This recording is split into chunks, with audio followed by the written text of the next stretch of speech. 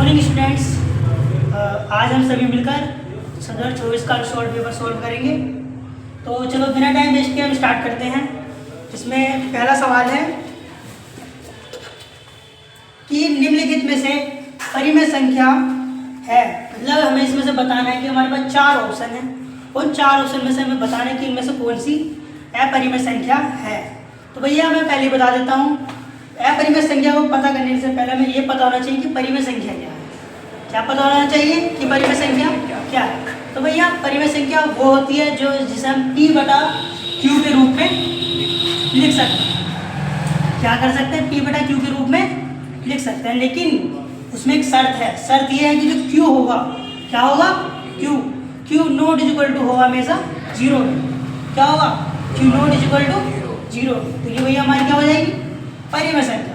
तो भैया ऐसी अपरिमेय संख्या की बात आ गई। भैया अपरिमेय संख्या वह संख्या होगी जिसे हम P/Q के रूप में नहीं लिख सकते। क्या नहीं कर सकते हैं? नहीं ले सकते। और इसका बेस्ट एग्जांपल बहुत है, ऐसे तुम्हें दिमाग में दे ही रखा होगा √5, √2। ये सब कौन सी हमारी अपरिमेय संख्या। तो पहला सवाल ये है कि हमें बताना है कि कौन सी में से परिमेय संख्या मतलब अपरिमेय संख्या है। इनके ऑप्शन कुछ, पहला ऑप्शन दे रखा है √16, सेकंड ऑप्शन है √5, थर्ड ऑप्शन है 16/5 और फोर्थ ऑप्शन है 0.75। अब हमें इसमें बताना है कि कौन सी अपरिमेय संख्या है। पहली बात तो देख के पता चल रहा है कि √5 इसमें एक अपरिमेय संख्या है, लेकिन अगर लॉजिक देखें इसमें लॉजिक क्या है, तो कहने को तो √, इसके ऊपर भी √, है, तो ये भी अपरिमेय संख्या हो सकती थी। अब यहाँ से देखना चालू करें तो इसे हम P/Q के रूप में लिख सकते हैं, शर्त पूरी फॉलो करेंगे, इसे भी लिख सकते हैं। लेकिन ऊपर दोनों पे क्या है? √, क्या है? √। तो हमें कैसे पता चलेगा कौन सी परिमेय कौन सी अपरिमेय। तो भैया हमने √16 को उठाया, इसको उठाया √16 को।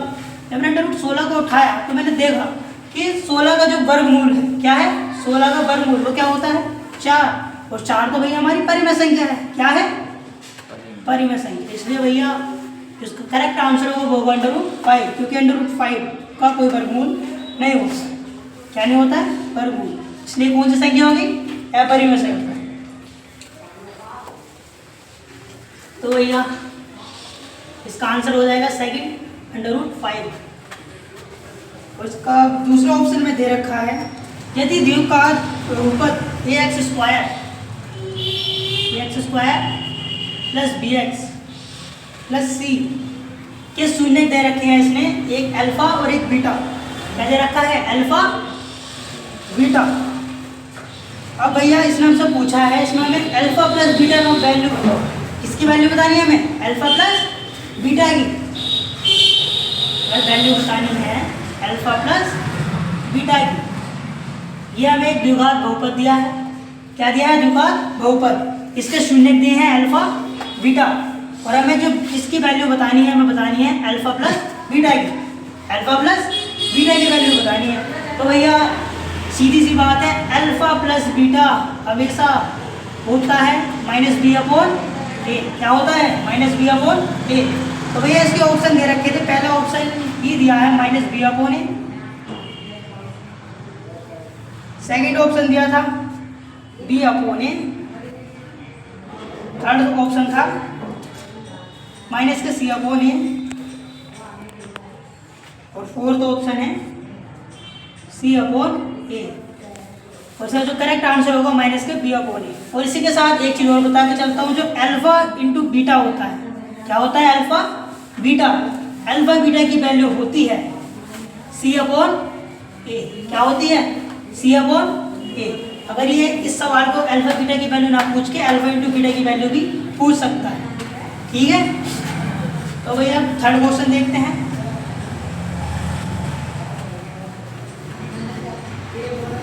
फर्स्ट का जो थर्ड है उसमें उसने एक हमें समांतर श्रेणी दी है।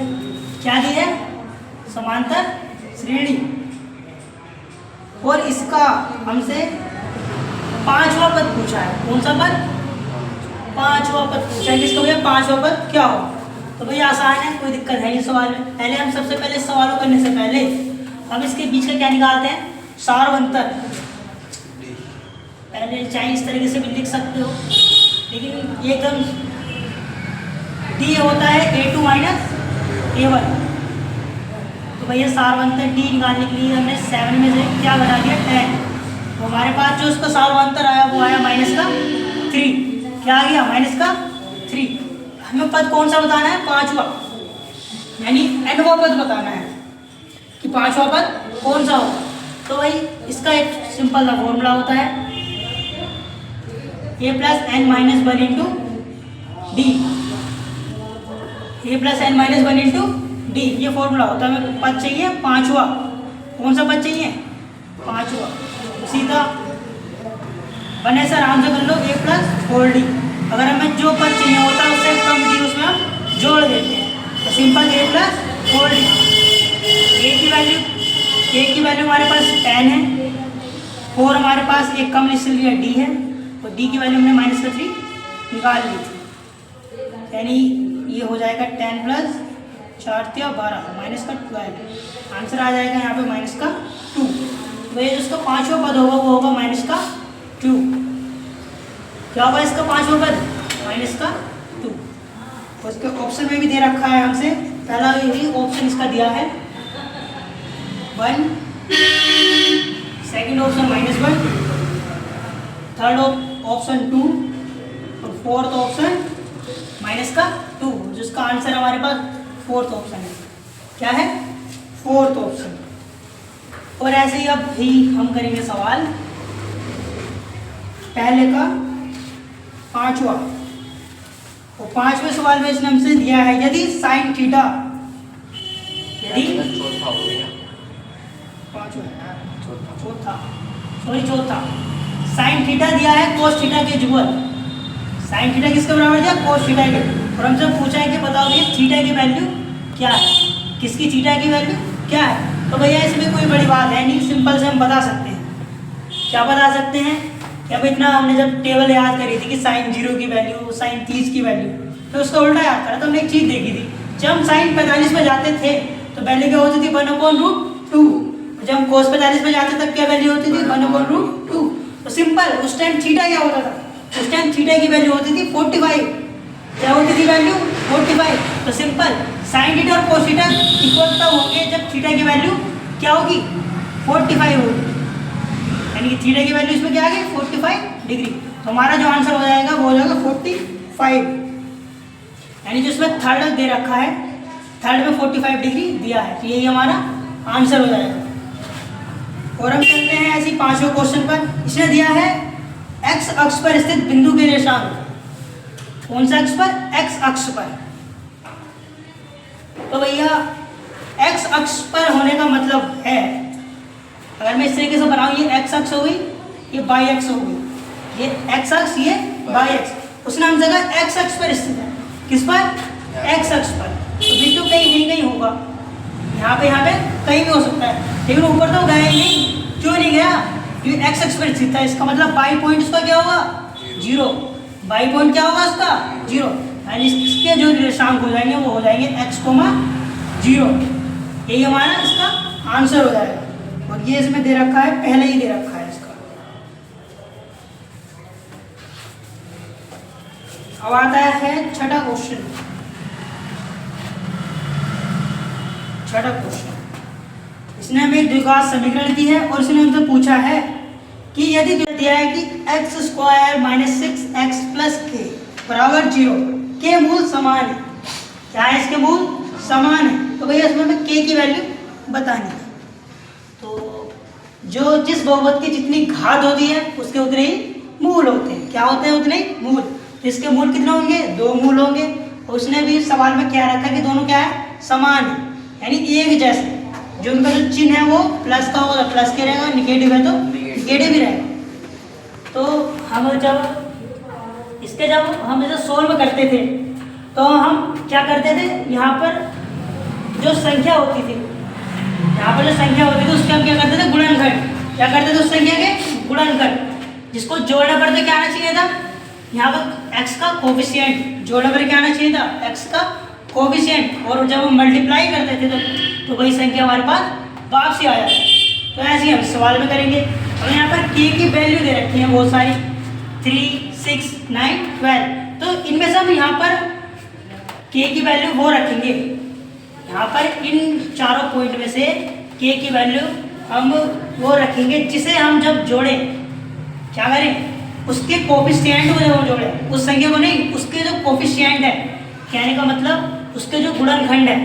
जैसे यहाँ पर हमने संख्या कोई सी उठाई, इनमें से 3, तो 3 का करेंगे तो इसके कोफिशिएंट सिर्फ 3 और 1 ही है, इसके अलावा कुछ नहीं। अगर हम यहाँ 3 रखते हैं, k की वैल्यू 3, तो जब हम इसको सॉल्व करने बैठेंगे सवाल को, तो नहीं हो पाएगा। क्यों नहीं हो पाएगा? क्योंकि हम जब 3 की जब मल्टीप्लाई करेंगे तो 3 आएगा, 3 की मल्टीप्लाई करेंगे तो 3 आएगा, और जोड़ने में 6 तो आ नहीं सकता। तो ये तो गया सवाल, यानी ये सवाल, ये ऑप्शन तो गलत हो गया। फिर हम दूसरे ऑप्शन पर गए तो हमने रखा 6, इसकी जगह हमने क्या रख दिया, 6। जब हमने 6 को के जब हमने क्या करे, गुणनखंड करें, तो आया हमारे पास 2, 3, 6, 3 का ना 3, यानी 2, 3। लेकिन हम जब इन दोनों को हम जब जोड़ते हैं तो 5 आता है, जबकि हमें चाहिए 6। तो ये वाला पॉइंट भी क्या हो गया, गलत। फिर हमने उठाया तीसरा पॉइंट जब उठाया तो हमें यहाँ मिला 9। हमने 9 के जब गुणनखंड करे, 3, 3, 9, 3 का ना 3। अब जब इसके गुणनखंड हमारे पास है 3 × 3, जब यानी हम इसे जोड़ते हमारे पास 6 आता है। क्या आता है, 6, और मल्टीप्लाई करें तो 9 तो है, यानी कि हमारा आंसर क्या हो जाएगा, 9। तो क्यों होगा, क्योंकि जब हम यहाँ पर 9 रखते हैं, जब इसे हम सॉल्व करते हैं, तो सॉल्व करने के बाद हमारे पास इसके जो 2 पॉइंट मिलते हैं वो मिलते हैं x बराबर 3, और ये इसका आंसर है। यानी कि जो k की वैल्यू होगी वो क्या होगी, 9। k की वैल्यू क्या होगी, 9 होगी, तो इसका आंसर होगा 3rd। इस सवाल को हमने सॉल्व करा तो हमने देखा कि इसके दो बराबर इसके मूल हैं और समान हैं। तो हम अगला सवाल करते हैं। छठा सवाल है भाई, यदि किन्हीं दिए हुए आंकड़ों के लिए माध्य का क्रमशः 12 व 15 हैं तो उनका बहुलक होगा। तो भैया सवाल कह रहा है, अगर माध्य और माध्य का क्रमशः क्या है 12 व 15 तो उनका बहुलक होगा। तो भैया इससे पहले में उनके बीच का हमें संबंध पता होना चाहिए। क्या पता होना चाहिए, संबंध।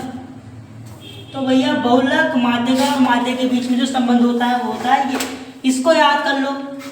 तो इसके जितने भी सवाल है आराम से हो जाएंगे, चाहे मैं कितनी भी माध्य का दें या माध्य दे, चाहे किसी की वैल्यू पूछ ले, क्योंकि इनमें से हमें वो 2 की वैल्यू देगा, 1 की हमें खुद बतानी होगी। जैसे उसने दे रखा है, उसने भैया क्या दिया है कि माध्य की वैल्यू दी है उसने 12, माध्य की वैल्यू 12, और माध्य की जो वैल्यू दी है वो दी है 15।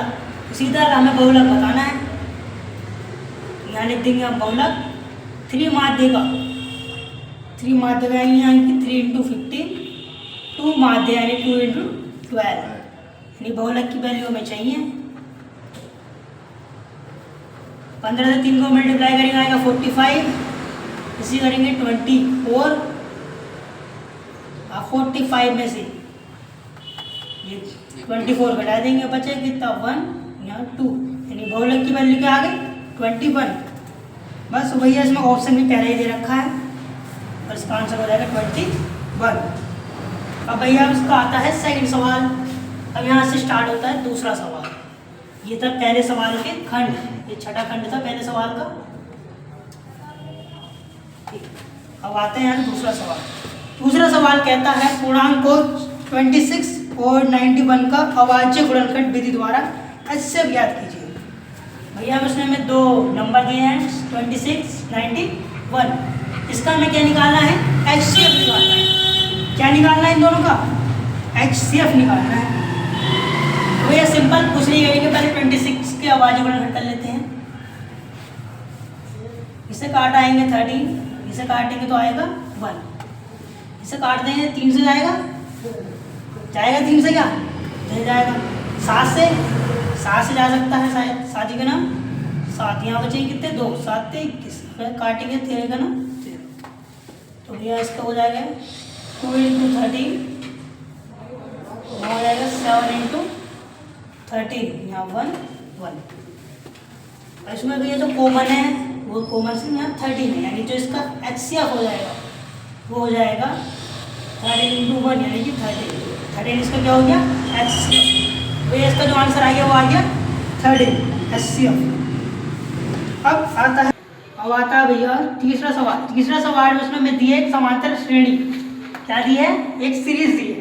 इसमें पहला पद 18, 21 है, फिर 18 है, फिर 15, फिर ऐसे ऐसे करते हुए एक लंबी श्रृंखला है।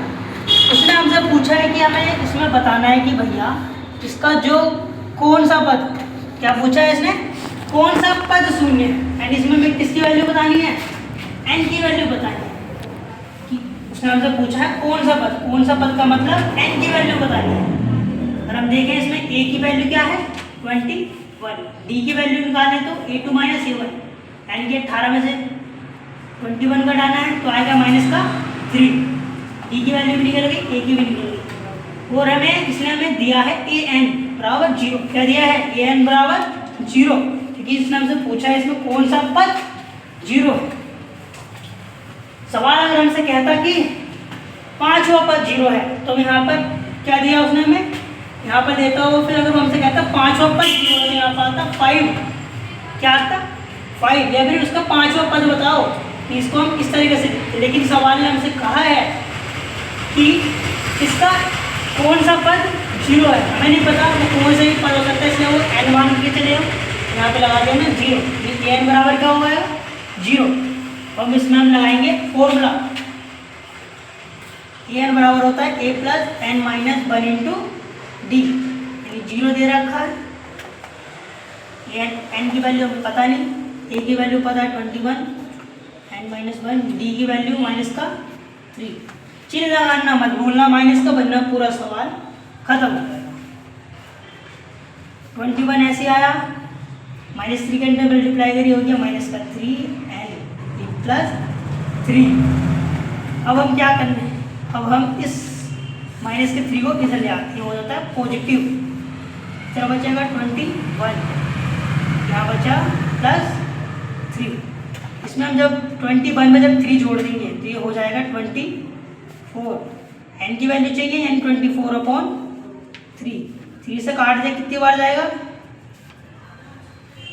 3 सत्ते 3 अट्ठे 24, यानी n की वैल्यू आ गई 8, यानी जो इसका 8वां पद होगा वो क्या होगा 0 होगा, जिसका 8वां पद होगा वो क्या होगा 0। ये सवाल भी यहाँ पर होता है खत्म। सवाल जो है वो कह रहा है कि द्विघात समीकरण ज्ञात करनी है, हमें क्या ज्ञात करनी है, द्विघात समीकरण। उसके उसने हमें मूल दिए हैं, क्या दिए हैं मूल। पहला मूल जो दिया है वो दिया है 5, दूसरा मूल जो दिया है वो दिया है -2, पहला मूल 5, दूसरा मूल -2। तो भैया इस सवाल को करने से पहले हम इन दोनों को क्या मानते हैं, एक को मानते हैं अल्फा + बीटा, दूसरों को मानते हैं अल्फा बीटा। तो भैया हमने जो पहला वाला हमारे पास टर्म आया इसको हमने माना है अल्फा बीटा। अल्फा बीटा क्या हो गया 5, दूसरा टर्म आया उसको माना हमने अल्फा + बीटा, इसकी वैल्यू -2। अब भैया द्विघात समीकरण का हम यहाँ पे लिखेंगे रूप, क्या लिखेंगे यहाँ पे सूत्र उसका, तो होता है x² - alpha + beta + alpha × beta. अब इसके अंदर हम लगा देंगे वैल्यू अल्फा + बीटा और अल्फा बीटा की। x² अल्फा + बीटा की वैल्यू क्या है -2, यानी माइनस माइनस क्या हो जाएगा प्लस, ये हो जाएगा 2x, और अल्फा बीटा की वैल्यू रखिए 5। ये भैया निकल गया हमारा द्विघात समीकरण, जिसके मूल क्या है 5 और -2। ये हमारी क्या निकल गया द्विघात समीकरण। अब भैया अगला सवाल देखते हैं।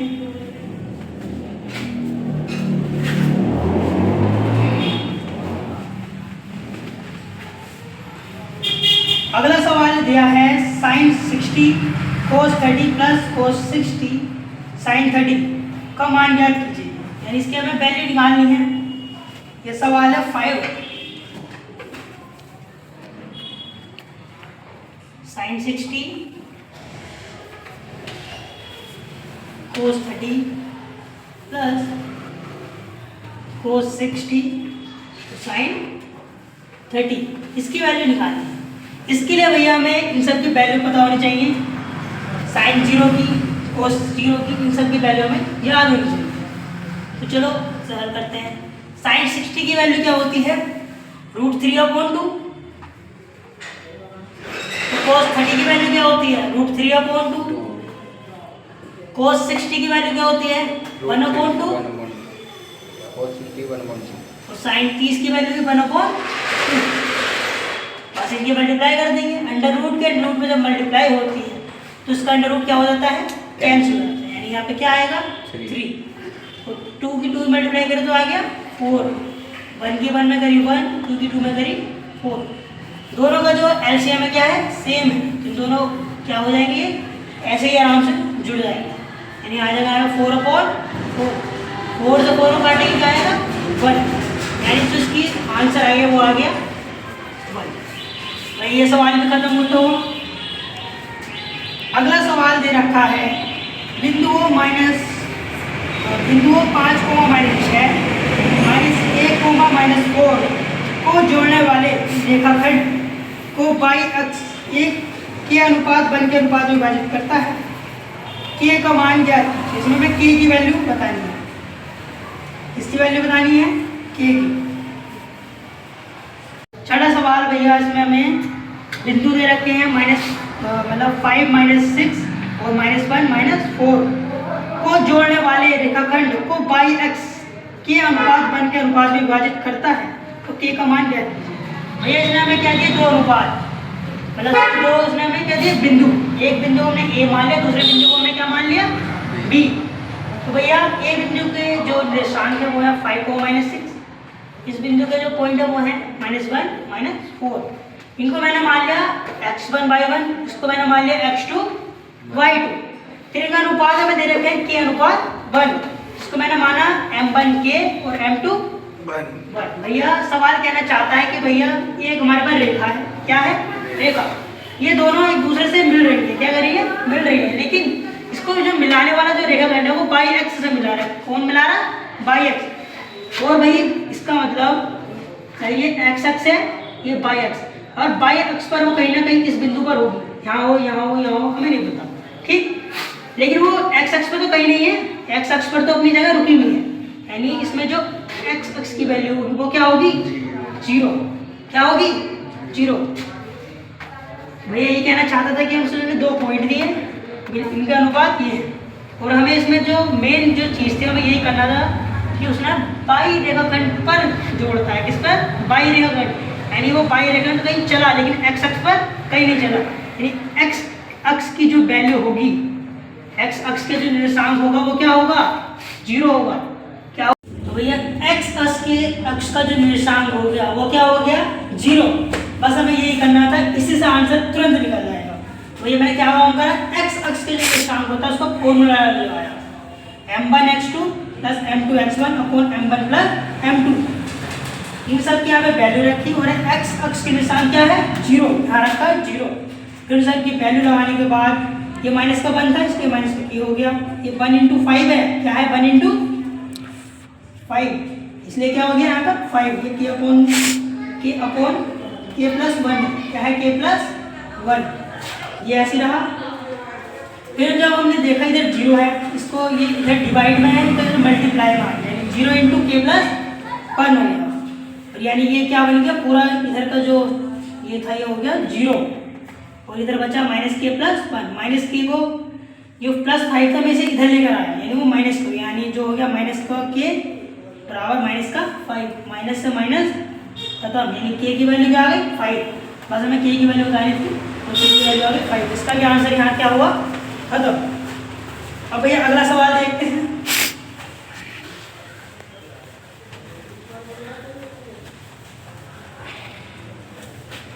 अगला सवाल है भैया, सिद्ध कीजिए। अगला सवाल है किसका, ट्रिग्नोमेट्री का। इसमें हमें दे रखा है sec A + tan A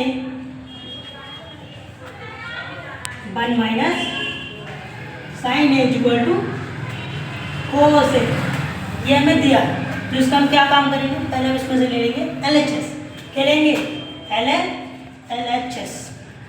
LHS लिया हमने sec A plus tan A और 1 माइनस साइन है, जैसे हमें RHS के इक्वल लाना है, यानी इसको हम इस तरीके से हमें ऐसा फॉर्मूला यूज करना है या फिर इसके अंदर ऐसे सिस्टम में से रखना है जिसकी जो वैल्यू आ जाए वो क्या आ जाए, कोस आ जाए। तो भैया मुझे पता है sec A का उल्टा क्या होता है, यानी sec A की वैल्यू जो इसकी उल्टी वैल्यू होती है वो क्या होती है, sec A की जो उल्टी वैल्यू होती है 1/cos A होती है, और tan A हमें पता ही है sin अपॉन cos A, यानी sin A upon cos A, और इंटू में दे रखा 1 माइनस sin A। इन दोनों का एलसीएम सेम है, यानी कि जोड़ देंगे कोई sin A upon cos A, दोनों का एलसीएम सेम है इसलिए एलसीएम नीचे आ गया, और इंटू में हमारे पास क्या बचा 1 माइनस sin A। हम इसे अगर ध्यान से देखें 1 प्लस sin A और 1 माइनस sin A, यानी एक फॉर्मूला बन गया, क्या बन गया, ये फॉर्मूला बन गया, किसका फॉर्मूला बन गया, A plus B into A minus B का, A plus B into A minus B का। जहाँ तक मुझे लगता है ये फॉर्मूला आपको याद होगा, A plus B A minus B, ध्यान से देखो तो ये बन गया A plus B A minus B, और जो इसकी वैल्यू होती है वो होती है A square minus B square, क्या होती है A square minus B square इसकी वैल्यू होती है। तो सीधा मैंने इसमें लगा दिया, तो ये बन गया 1 का square minus sine square A upon cos A। 1 का स्क्वायर हम कितना भी कर लें या इसका क्यूब कर लें, आना एक ही है, तो यहाँ बचेगा 1 minus sine square A upon cos A।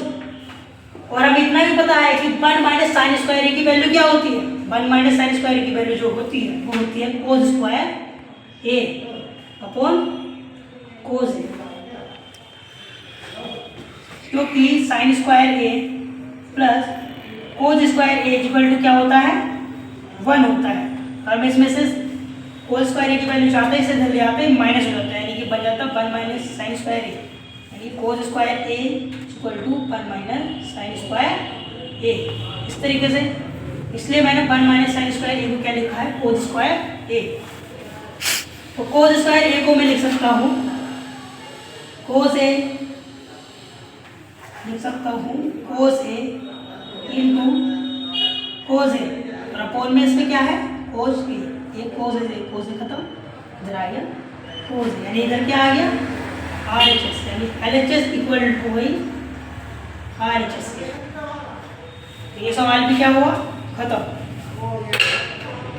अब अगला सवाल देखते हैं, वो कहता है त्रिज्या 21 सेंटीमीटर वाले एक वृत्त के त्रिज्या खंड का क्षेत्रफल ज्ञात कीजिए। या इसकी जो त्रिज्या दे रखी है वो दे रखी है 21 सेंटीमीटर, यानी R की वैल्यू क्या दी थी 21 सेंटीमीटर,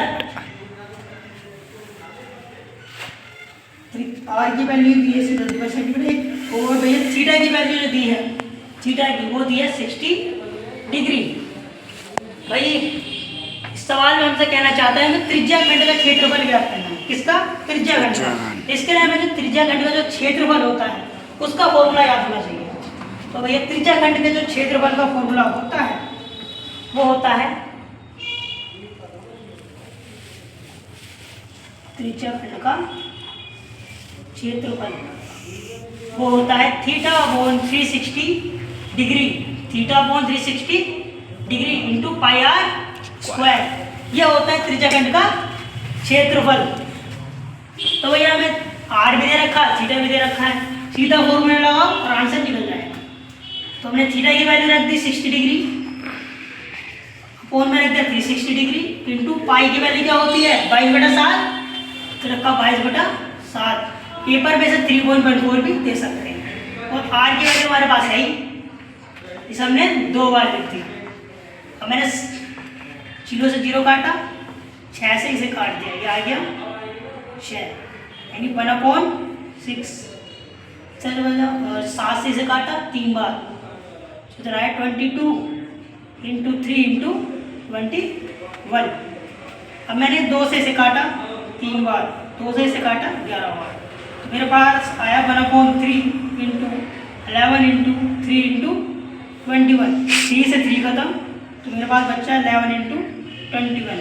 इनकी मैं कर दूंगा मल्टीप्लाई, यानी 11 का 11 का एक हासिल लगा, 1 11 दूनी 22 और 1 23, 231 सेंटीमीटर स्क्वायर। ये इसका भैया एरिया निकलेगा त्रिज्या खंड का।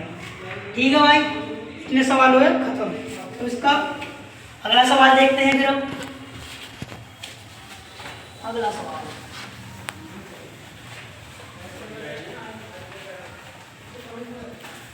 अगला सवाल जो है वो है प्रायिकता का। इसका प्रायिकता का सवाल है। इस सवाल में उसने कहा है कि जो PE है, क्या है PE, उसकी वैल्यू दी है इसने हमने 0.0, PE की वैल्यू दी है इसने हमें 0.05। तो हमें बताना है PE नहीं की वैल्यू, इसकी वैल्यू बतानी है हमें PE नहीं की वैल्यू बतानी है। तो भैया सीधा साधा कुछ नहीं करते हैं, डायरेक्ट 1 में से घटा देते हैं। अगर वो हमें P नहीं की वैल्यू देता और PE की पूछता तब भी हम 1 में से घटा देते। इस टाइम इसने हमें PE की वैल्यू दी है, PE नहीं की पूछी है, तब भी हम 1 में से घटा दें। सीधा करेंगे 1 में से PE नहीं के लिए, PE नहीं हो जाएगी 1 माइनस 0.05। इसे हम घटाएंगे तो भैया सिंपल इस तरीके से घटा लेना। यहाँ घटाए तो आया 5, यहाँ बचा 9, यहाँ बचा 0.95, यानी कि 0.95 ये वैल्यू आ गई P नहीं की। ये सवाल भी भैया हमारा होता है खत्म। अगला सवाल, अगला जो सवाल है उसमें उसने हमें दिया है HCF दिया है और LCM की वैल्यू पूछी है।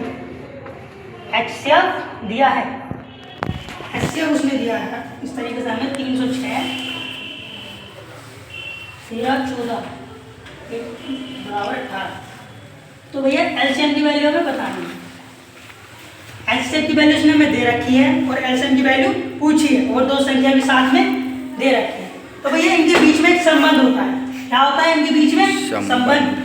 उस संबंध को समझ लो, क्योंकि यह हमेशा हमें 2-3 चीज़ों की वैल्यू देगा और एक चीज़ की हमसे पूछ लेगा, जो इसने यहाँ पे भी कर रखा है। जैसे हम ध्यान से देखें तो हमारी 1.1 साइड 2 में ये एक्सरसाइज भी है और उसमें साथ साथ दे भी रखा है कि जो हमारा जो HCF इंटू LCM, यानी कि HCF और LCM का जो गुणनखंड होता है वो जो संख्या दी होती है, जो संख्या दी होती है उनके गुणनखंड के बराबर होता है।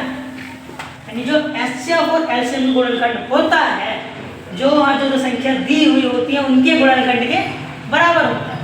ठीक, ये वही होता है। तो सीधा कुछ नहीं करना है, HCF में 18 दे देते हैं, 18 रख दिया। LCM की वैल्यू चाहिए तो इन दोनों की कर लो मल्टीप्लाई, 306 और 1314 की कर लो मल्टीप्लाई। इसकी मल्टीप्लाई करते हैं,